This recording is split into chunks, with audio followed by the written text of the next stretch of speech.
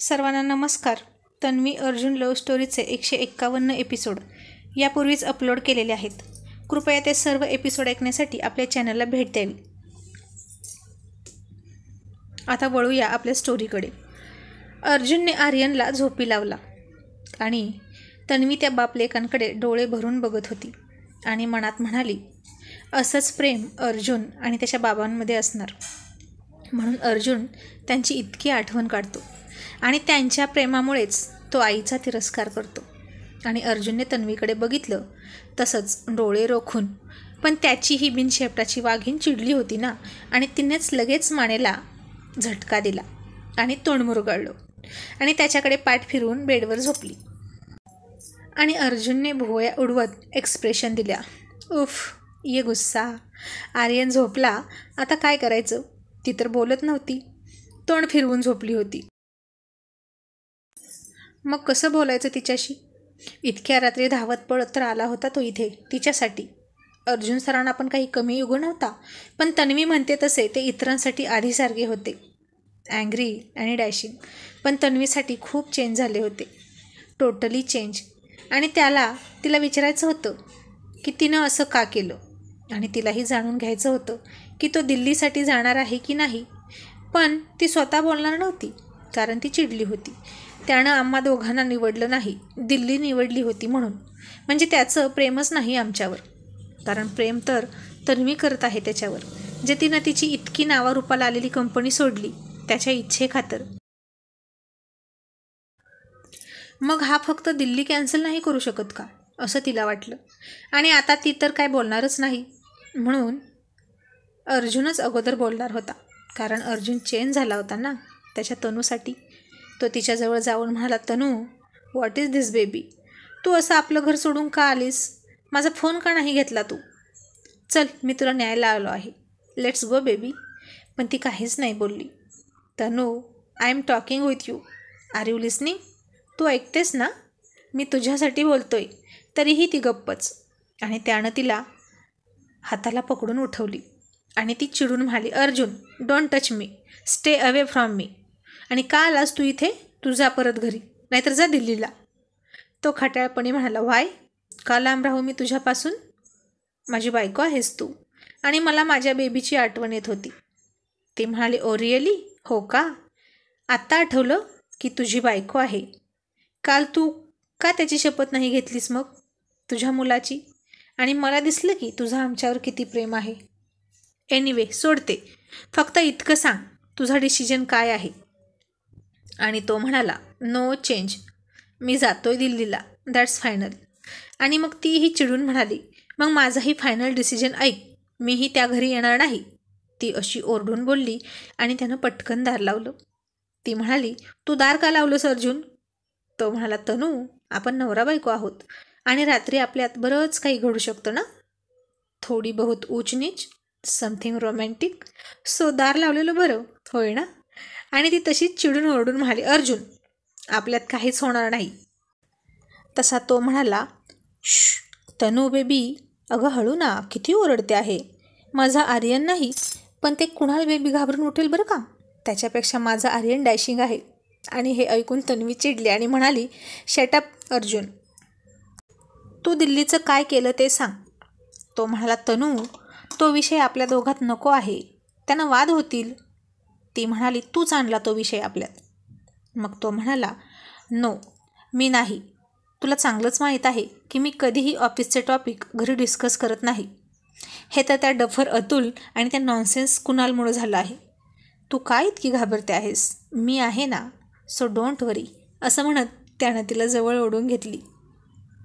आणि पुन्हा ती त्याला थोडं गोड गोड बोलत म्हणाली, अर्जुन बेबी, करू ना कॅन्सल तू दिल्ली ट्रिप. आणि तरीही तो ठाम राहत म्हणाला, no Tanu, I have to go baby. मग नको बोलू माझ्याशी, गेट लॉस्ट, असं म्हणून तिने त्याला दूर ढकलला. आणि तो थोडा चिडला, पण शांत राहिला. कारण आता बायकोची मनधरणी करायला शिकले होते अर्जुन सर.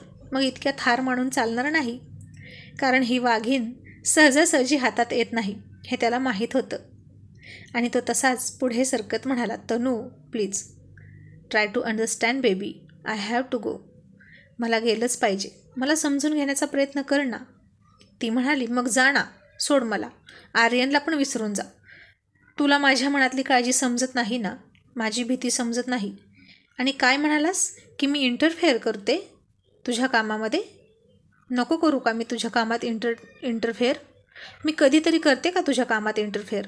आणि माझी काळजी करणं तुला ढवळाढवळ वाटत असेल तर नको बोलूस माझ्याशी. तू जा इथून. ती चिडून पण काहीशी भावूक होऊन बोलत होती.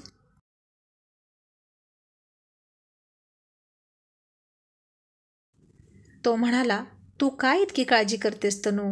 आणि ऑफिसमध्ये नको लक्ष घालू. ती म्हणाली, अर्जुन, हे ऑफिसचं काम नाही, बाहेरचं आहे.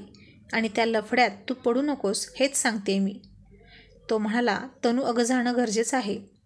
ती म्हणाली, का? कशासाठी? नको ना जाऊ. कशाला पंगा घेतो उगीचच? तुला काही झालं तर अर्जुन, आम्ही काय करायचं? असं म्हणून ती रडायला लागली. त्याला तिची काळजी कळत होती. त्यानं तिला जवळ घेतलं, पण तिनं त्याला पुन्हा दूर ढकलला.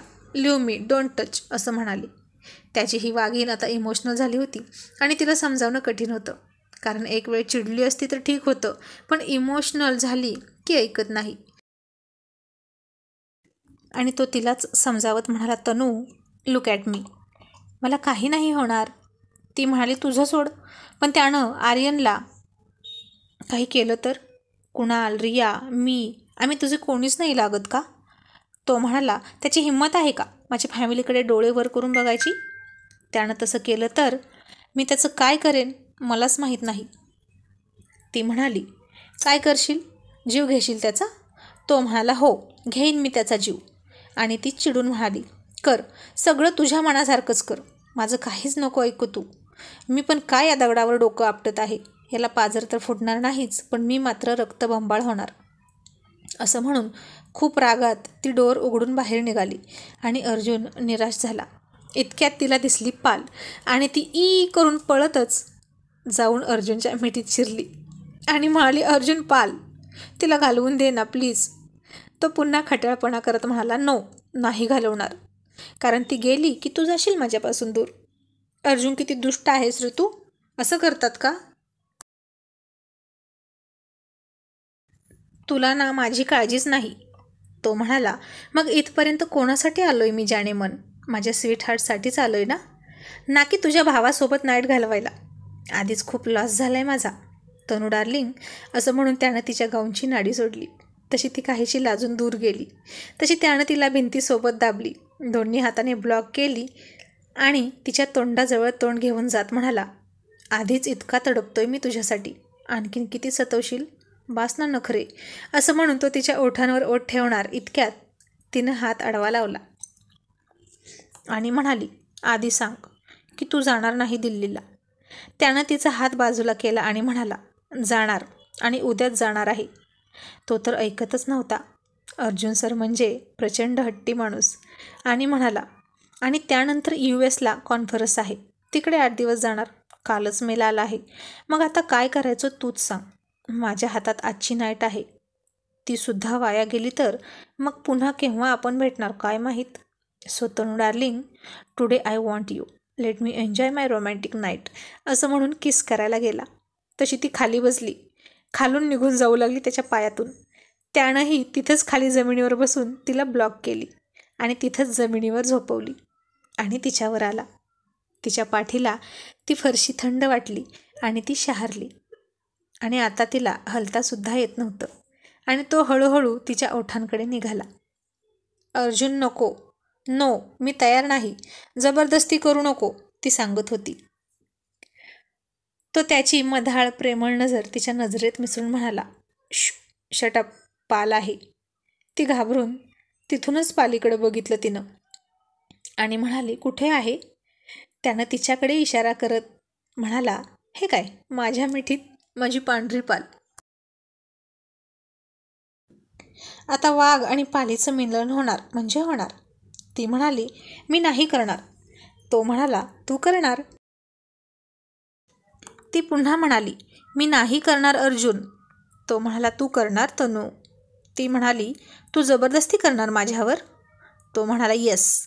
आणि मग तुला काय वाटतं ते सगळं झाल्यावर सांग मला, की तुला कसं फील झालं आणि तिनं डोळे मोठे केले. आजचा अर्जुन तर डिफरंट होता. तिलाच कळलं नव्हतं. ती आणखीन एकदा त्याला लाडात येऊन म्हणाली, अर्जुन बेबी तू नाही ना जाणार दिल्लीला? तिला भोळी आशा वाटत होती की तो कधीतरी नाही जाणार म्हणेल. रागावून झालं, घर सोडून झालं, तरी त्याचा निर्णय बदलला नाही. मग आता प्रेमानं सांगून बघूया. पण हट्टी अर्जुन सर म्हणाले, हो जाणार उद्या. ती म्हणाली, मग सोड मला. आणि तो म्हणाला, नाही सोडणार तुला. मला माहीत आहे तू घाबरते आहेस. आर्यन झाल्यापासून तू इमोशनल झाली आहे. आता तू फक्त माझी डॅशिंग वाघीण तनू नाही, कारण माझी तनू मला नेहमीच लढायला शिकवत असते. पण आत्ता जी मला दिल्लीकडे जाण्यापासून रोखत आहे ती आर्यनची मॉम आहे. म्हणून आज मला आर्यनच्या मॉमवर प्रेम करायचं आहे. Got it? आणि हे काय लॉजिक? असा चेहरा करून ती त्याच्याकडे पाहत होती. तो दिल्लीलाही जाणार होता आणि तन्वीला सुद्धा म्हणणार होता. शेवटी तो त्याच्या मनाचंच करणार होता. पण आज स्टाईल वेगळी होती अर्जुन सरांची, रोमॅन्टिक स्टाईल. कारण आता ते बाबा झाले होते. त्यांच्या वागण्याचा परिणाम बेबीवर होतो हे त्यांना माहीत होतं आणि आता तो ऐकणारा नव्हता. त्यानं तिला विचारलं, तनू यू लव्ह मी? ती म्हणाली नो. आणि तो हसून म्हणाला, मलाही हेच उत्तर हवं होतं. तुझ्या नामध्ये हा असते. आय नो व्हेरी वेल. असं म्हणून त्यानं तिच्या तोंडात तोंड घातलं आणि डीप डीप किस करू लागला. आणि काही सेकंदच तिनं स्वतःवर कंट्रोल करू शकत होती. त्याच्या हॉटनेस पुढं तिचा संयम सुटत चालला होता आणि तिनंही त्याला मिठी मारत तिथंच जमिनीवर अंगावर ओढून घेतला आणि घट्ट जवळ ओढत होती त्याला. ती जणू ती त्याला सोडणारच नव्हती. त्याला हृदयामध्ये लपवून ठेवणार होती. आणि आता जमिनीवरच त्यांचं सुरू झालं. एकदा तो वर, ती खाली, ती वर, मग तो खाली. आणि त्यानं बराच वेळ तिच्या नाजूक गुलाबी ओठांचा रंग जाईपर्यंत समाचार घेतला आणि तिला वर घेतली. आणि आता ती फार पॅशनेटली किस करू लागली आणि कालपासूनचा सगळा राग त्याच्यावर काढायला लागली. तिनं त्याला खूप खूप लो बाईट केले. ओठाचं तर रक्तच काढलं. थोडीशी वेदना झाली त्याला आणि त्यानं मिटलेले डोळे अजूनच मिटले. पण बोलला मात्र काहीच नाही. आणि त्यानंही तिला लो बाईट केलं नाही. तिची सगळी भडास आता ती काढत होती हे त्याला माहीत होतं. ती पिसाळली होती. एकतर तो तिचं ऐकत नव्हता आणि वरून स्वतःच्याच मनासारखं करत होता. तिला त्याचं ऐकायला विवश करत होता. तिनं त्याचं अजिबात ऐकलं नसतं यावेळी जर त्याने रागात सांगितलं असतं तर. पण आता अर्जुन सरांनी त्यांची चालच बदलली होती. त्यांच्या या शहाला काटशह देणं तिला जमलं नाही.